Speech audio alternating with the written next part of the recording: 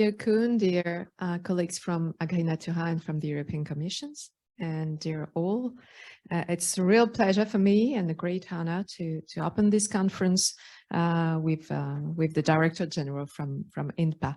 As it has already been mentioned, everything has been said by Kundu, so I will be short, and we will catch up with the time which I understand is very important for this conference to be a success. So I've been asked to talk about linking research and policymaking for development. So I would just recall that here I speak on behalf of CIRAD, as you might know, but also on behalf of AgriNatura.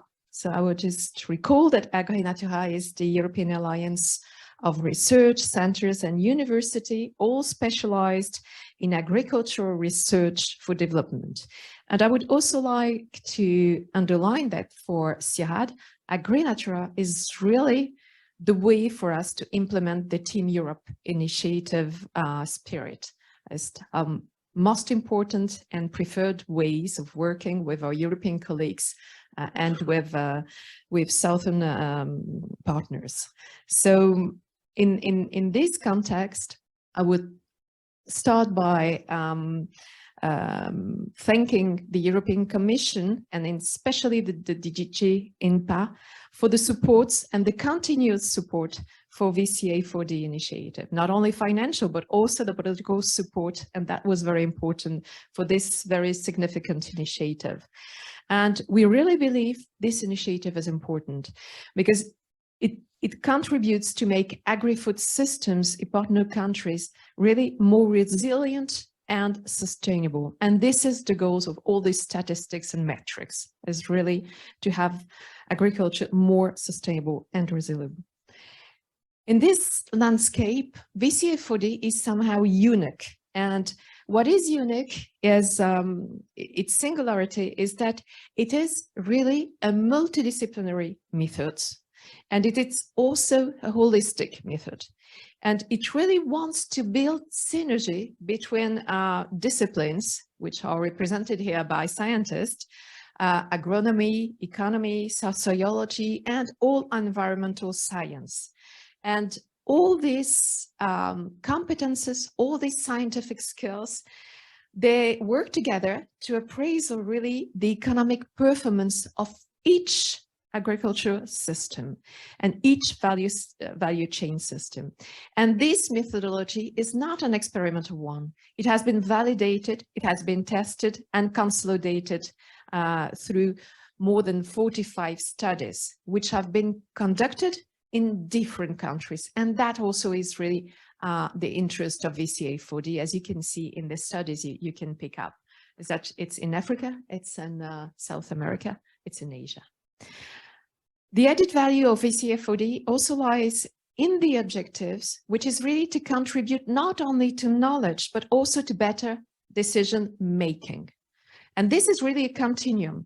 It's knowledge, policy making, implementation, and we hope we can have really a circle which allows us to go on and really to have this agriculture with better outcomes. So this approach is at the very heart of this initiative. And this initiative, we have to recall it, was designed firstly to help EU delegation in countries, better assessed countries, but also was designed for ownership of the partners country themselves, so that we develop not only tools for the European Union, but also skills, results, processes for these countries themselves.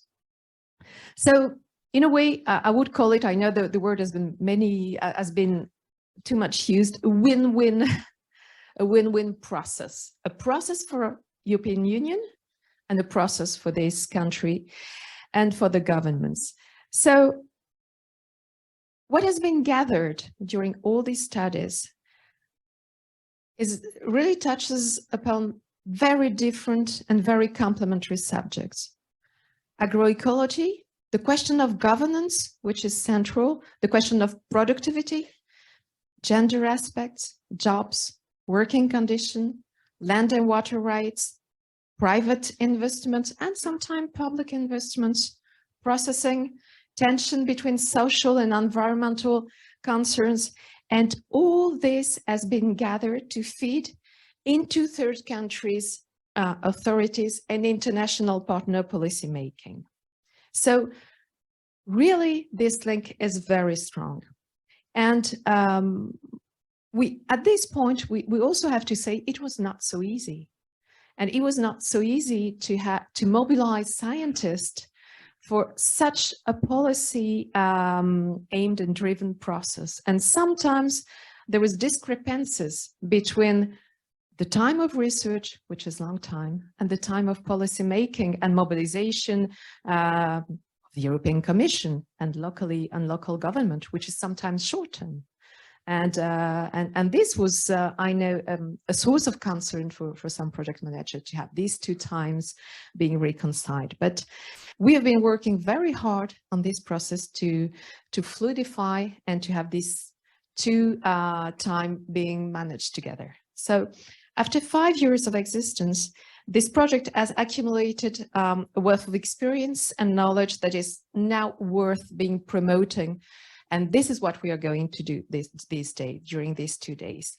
And what we really aim to do, I guess, at the end, is to facilitate a future meta-analysis, an analysis of all the analysis we've been conducting. And in this respect, the participation here at the conference of major international partners, such as RU Forum, the Secretariat of SCP, the CGIR, the FAO, the ILO, they're really central because they can make it happen, and we can really have a best use of knowledge and evidence gathered. So I'm quite sure that the discussion we will have during these 2 days will not be a mere succession of topics and steps, but that we will have strong interaction between the actors, and that we will also talk about the need for an adequate governance of value chain, which is really the common concerns of all these studies.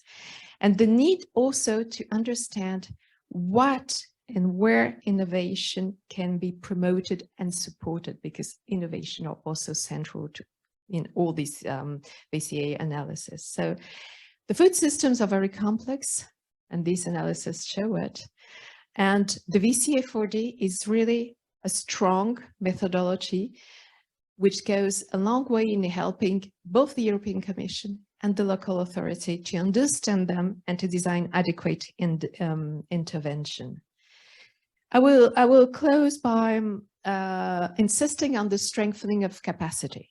How can we help our partners not only use the VCA4D methodology, but enrich, have a better ownership, and themselves design tools on the basis of the work made on VCA4D? And this question is not a purely theoretical one. If we look on the agenda we have ahead, and Koen has mentioned it very strongly, we have just in the 4th month to come, first, a summit on forest. And what is question is the value chain over there, the wood value chain, the value chain of crops around the forest.